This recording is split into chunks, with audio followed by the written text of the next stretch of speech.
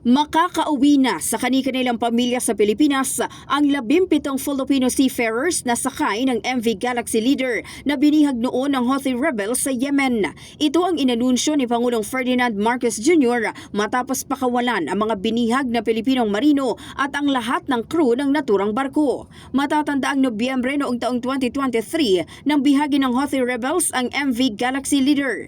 Ayon sa Pangulo, nasa pangangalaga na sila ngayon ng Philippine Embassy sa Muscat, Oman at uuwi na sila ng Pilipinas sa lalong madaling panahon.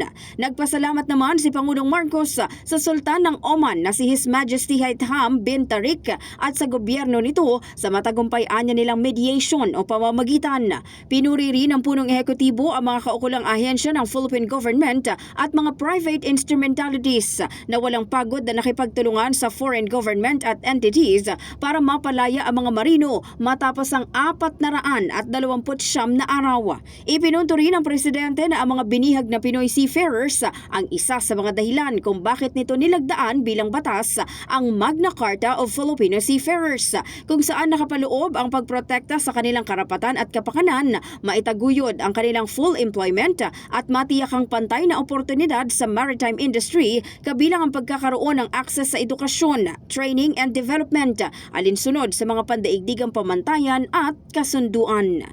In the heart of changing lives, ito si Brigada Maricar Sargan ng 105.1 Brigada News FM Manila, The Music and News Authority.